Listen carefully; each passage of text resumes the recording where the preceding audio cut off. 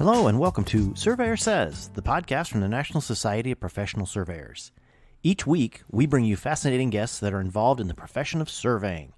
We cover a lot of ground, including Table A Talk with Gary Kent, Point of Order with the NSPS Joint Government Affairs Team, Future Focus, highlighting current and future leaders of the profession, and everything survey-related in between. Thanks for joining us here on the podcast, and hope you enjoyed listening to this episode of Surveyor Says.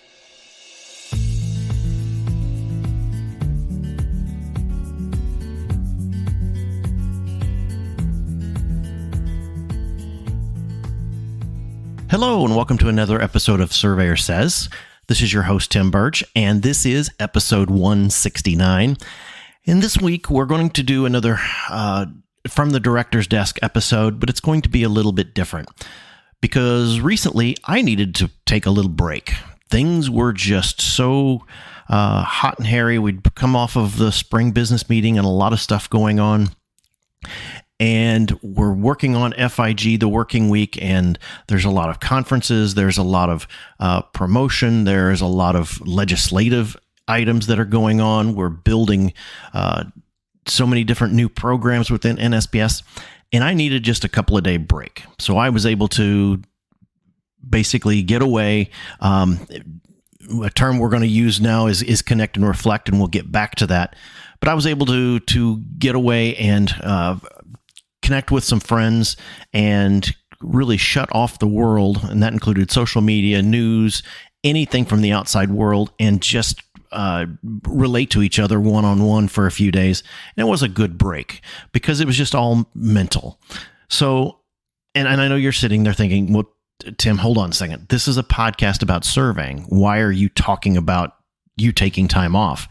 Well, that's one thing I wanted to talk today about, this being National Mental Health Awareness Month. The bottom line is our profession needs to address how our practitioners are coping with the stress of our work and all of the stresses and the deadlines and everything that's going on with the work of surveying, because we are under a lot of stress. We've got a lot of things coming at us. We are in still somewhat of a boom time, and there's a lot of things happening. So it's one of those things we want to just step back and let's talk about a little bit, because while there is, obviously a lot of this is because of our socioeconomical impact. It's who we are, where we work, where we live, how we were brought up. There's a lot of factors there, but bottom line is we are in a modern world, and there's so many more additional challenges that are facing so many more people these days with all of the things that are going on. We have so much more influences that it just keeps coming at us that we don't find that time.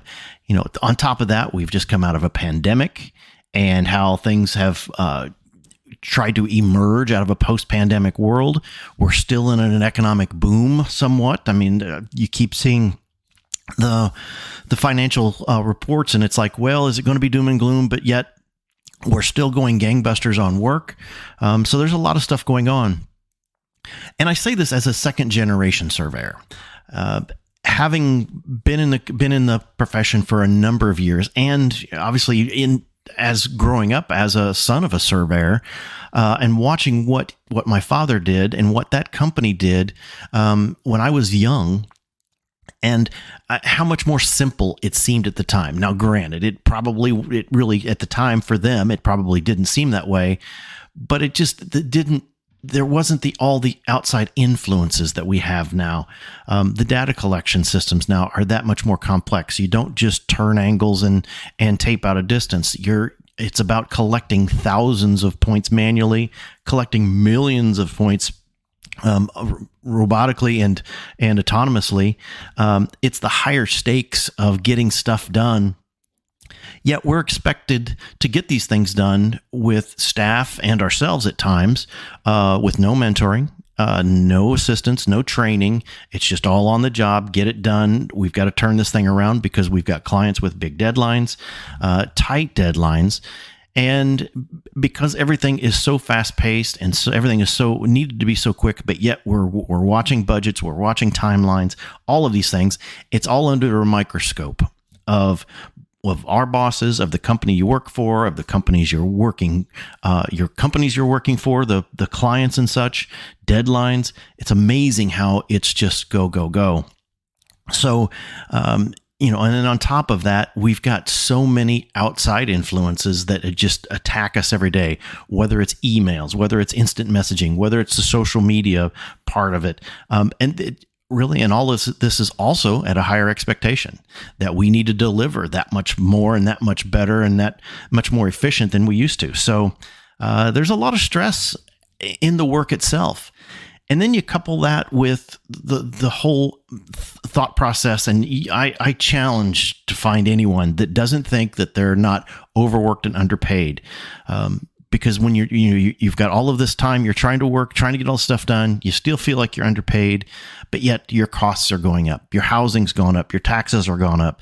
The cars and gasoline and groceries and all of our stuff costs more. And I look back now, even at our stuff and the bills that we have now that our families didn't have when I was young. We didn't have cable bills, internet bills, cell phone bills, all of these things that we have now, and all of these toys and all of these tools. I mean, I want to say smartphone is a toy, but the fact is that so many people are carrying around $1,000 smartphone that to think back to earlier times before cell phones, and to have that type of a device carrying around that costs that much money is unheard of. If we go back a couple generations and talk about it, it would just be unheard of. And then you couple that with coming out of the pandemic, we are just seems like every day we're being inundated with this threat of a financial crisis, even though we keep adding jobs, and there's tell our bosses that are creating these deadlines that there's the end is near. It's just not happening. And yet we're trying to do it with less people, with less time, and trying to keep all of these things rolling forward. Except we still have this black cloud that seems to keep following us, with this financial doom that's supposed to be pending. All we can do is wait and see what happens there. Also, we've got the impact, and then this is also kind of going along with dealing with people. You've got the impact of our political and personal beliefs, our personal views, and dealing with other people, around you that you're working with, that we are at such a conflict anymore of what we believe, both the personal beliefs and your politics and your religion and all of these things. And it's upsetting. It really is upsetting that we have places and times when we can't be around other people because of their beliefs. And so, but everybody feels like they need to get their beliefs out there because they need to be heard. Well, sometimes that's fine and dandy, but sometimes it's not necessary, because we're there to try to get a job done. Whether you believe in something or not, that shouldn't have impact on getting your job done, for the most part. I mean, this whole idea of this woke society, it's really hard to fathom getting anything done when everybody's worried about stomping on everybody's feelings. Which really leads it back to little or no work-life balance. And I say that, and a lot of people will go, "Oh, well, that's a bunch of hullabaloo. You just gotta, you gotta work to live, not live to work." Yes, that there's a lot to be said about that.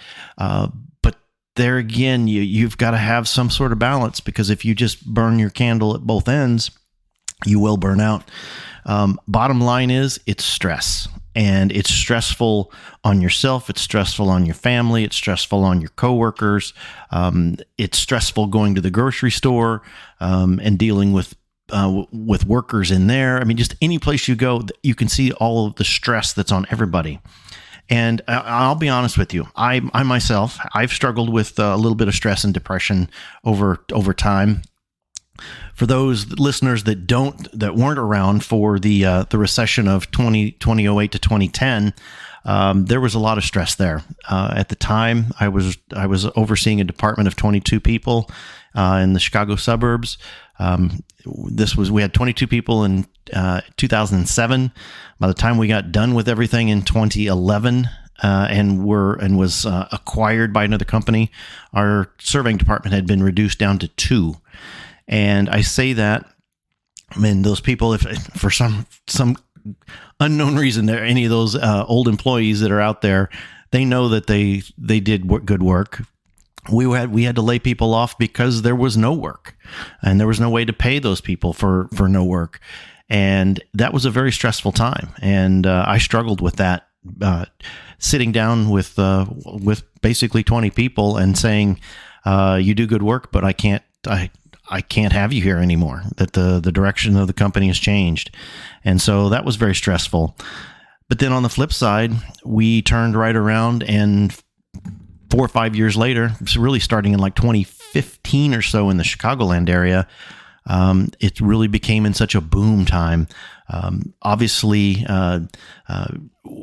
with the proliferation of Amazon and all of the logistic stuff that was going on, we were just building warehouse after warehouse, and dealing with that with tight deadlines, but yet we had lost so many good people through the recession just a few years earlier, that we didn't have the people to hire to be able to do that work. And so we were trying to do more with less and still dealing with tight deadlines. And people were still thinking that, oh, well, you're really not doing much. Your surveyors are not that busy. Well, we are busy. And it was trying to get all of these things done with little to no people. And it was very stressful to even do that. So there were times that I had to figure out a way to deal with that, and really being able to find people to talk to and find a therapist to talk to, that really helped. Bottom line is it is a way to breathe and to have somebody help you relate with your problems, and figure out a way to get past that stress and find a way to cope with what was going on. Because there are ways to help yourself and others. I mean, you really need to find someone to talk to. It can be a confidant or a close friend. I chose to go to a counselor, and was able to talk these things out, and just being able to use them as a sounding board for a lot of the things that were going on, rather than a friend, rather than a spouse that gets tired of hearing it. It really was beneficial. And I don't think the profession, because of who we are, I mean, obviously we take a good hard look at the profession ourselves.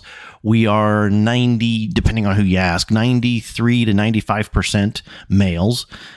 We are, I think the last statistic I saw, we were about 60% of us are 50 and over, which that means we're late Gen X or early Gen X and late baby boomers. And so it was that, it's that male mentality, and what we've been brought up into is to bottle it up and to contain it and not deal with it. And, it'll work itself out. Well, at some point it blows up. And so that's why it's very important, especially with all of the factors that are going on in our lives right now, to take that time to breathe and to really take care of yourself. So I'm here to introduce some couple of things that we're going to be doing. NSPS is going to be doing. We are teaming with 2 outstanding surveyors. We are, like I said before, we're working on the FIG Working Week 2023 in Orlando at the end of May, and we're teaming up with a couple of surveyors, Kate Fairley and Peter Cox from Australia. I've known these ladies for a couple of years now, and they're fantastic surveyors. PETA is a wonderful teacher, instructor for a couple of programs down there in Australia. And Kate has been very busy throughout the years. Besides her career, she's been very busy in FIG. She was the chair of the Young Surveyors for a stint, and has been very involved with a lot of the Young Surveyors programs. They approached me earlier this year about an idea for the FIG Working Week to create basically a lounge in the exhibit hall, some place where you could come and we could share stories, we could share experiences, because we never, I mean, yes, we network. Yes, we connect or we communicate and we talk to each other and we network and all these things as surveyors, but so often we don't get a chance to talk to each other as people. So for those of you who are attending, we are going to invite you to join the Connect and Reflect Zone. It is going to be a booth off in the corner of the exhibit hall there in Orlando. We really would like to see if you're going to be at the working week. We'd really love to have you there because it's going to be a great opportunity to meet new people, to not just talk shop, not just to talk surveying. What is working in your life? What's not working in your life? How, if you're looking for, a piece of advice, if you're looking for just ideas on how to de-stress your life, you have others that are going to be around you that really want to do that. So to introduce this is a little narrative that you're going to see in the program. You're going to see some things that Kate put together, but first of its kind FIG Working Week initiative, the Connect and Reflect Zone is a safe space for conference attendees to seek individual support, share diverse stories, and build the basis for a sustainable workforce.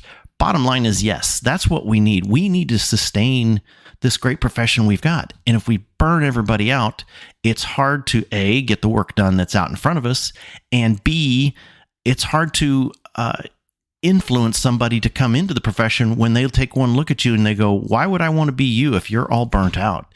So we're putting this together to really be able to come together and share ideas as employees, as employers, as equipment manufacturers, as people, anybody within the industry that's looking for ways to help the industry relax, to unwind a little bit, because we are so stressed from the work that there are times when we just need to chill out.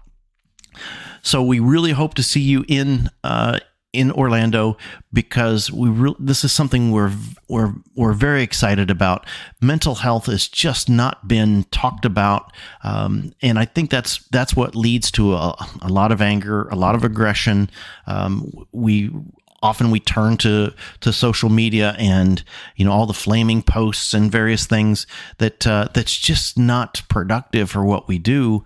We need to back off. We need to be able to do things just a little bit different and slow down and calm down, because life is tough enough that we really need to figure out a way that we are at our best when we're at our jobs.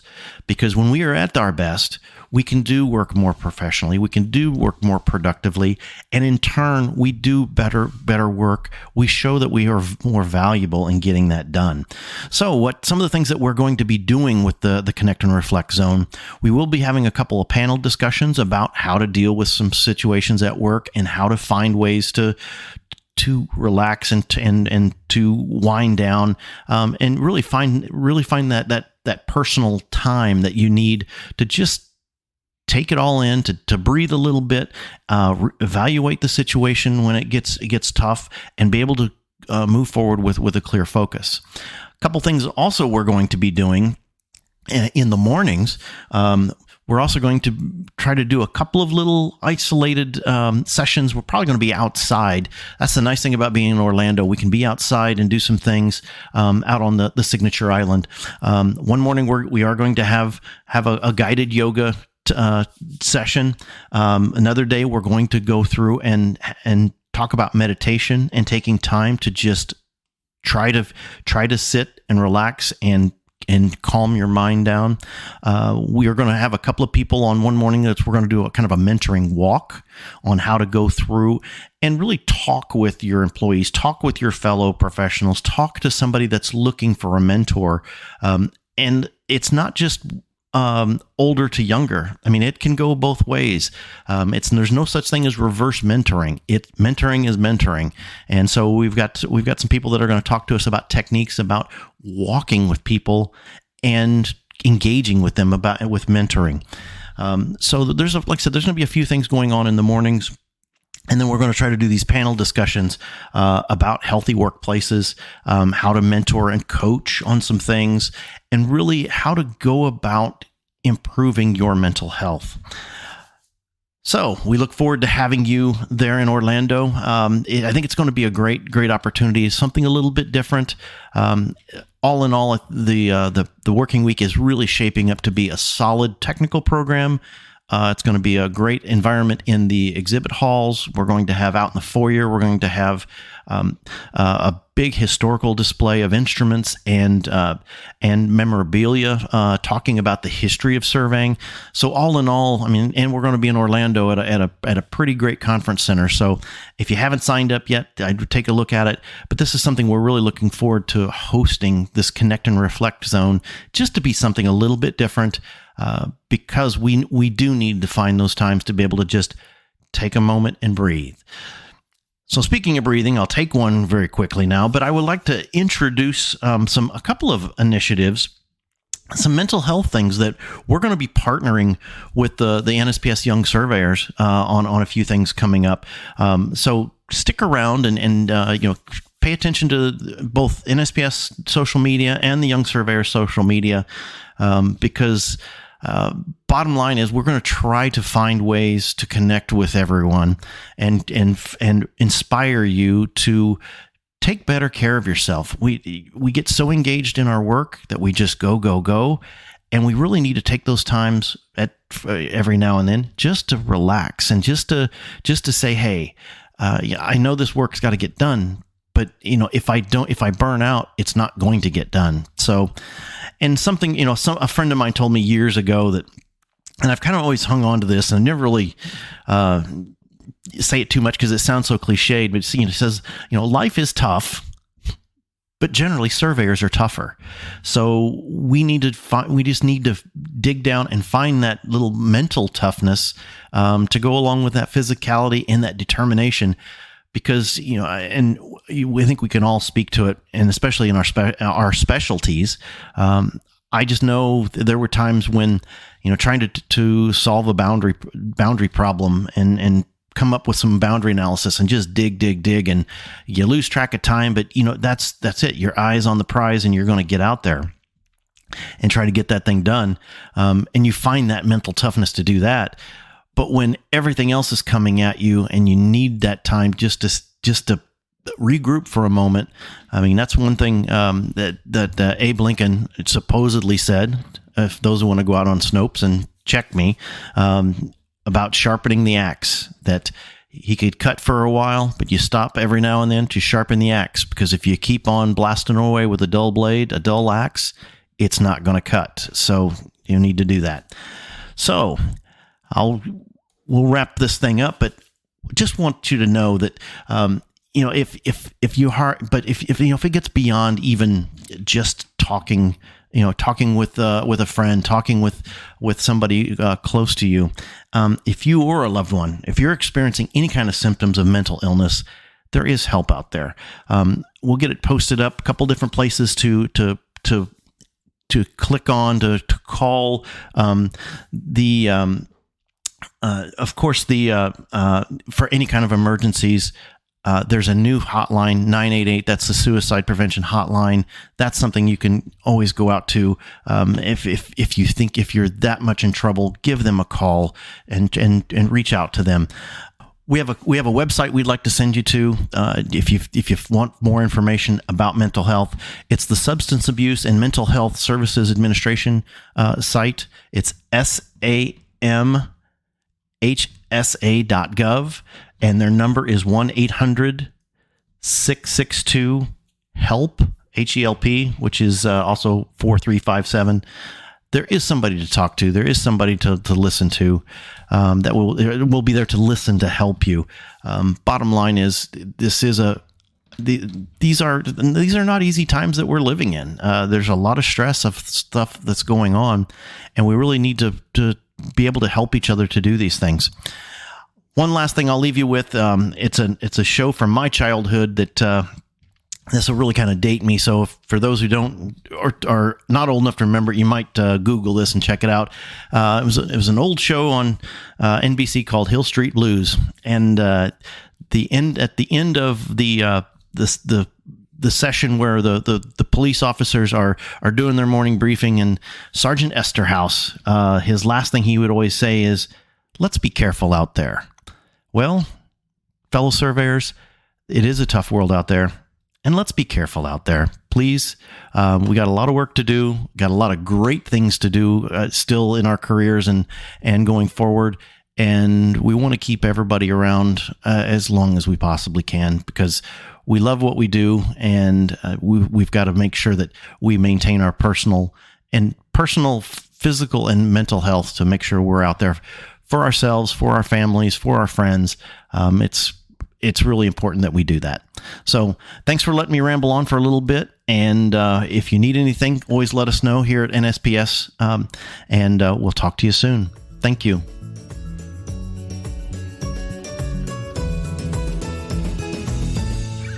You've been listening to the Surveyor Says podcast, brought to you by the National Society of Professional Surveyors. If you have any questions about today's episode or any other topic, please email us at info@nsps.us.com, and we are here to help. Visit our website, nsps.us.com, to learn more about our association, the programs we administer and support, our sustaining members, and information about future episodes of Surveyor Says. Subscribe to the podcast on iTunes, Apple Podcasts, Google Play, iHeartRadio, Spotify, as well as our podcast host, Podbean. And remember, it's a great day to be a surveyor.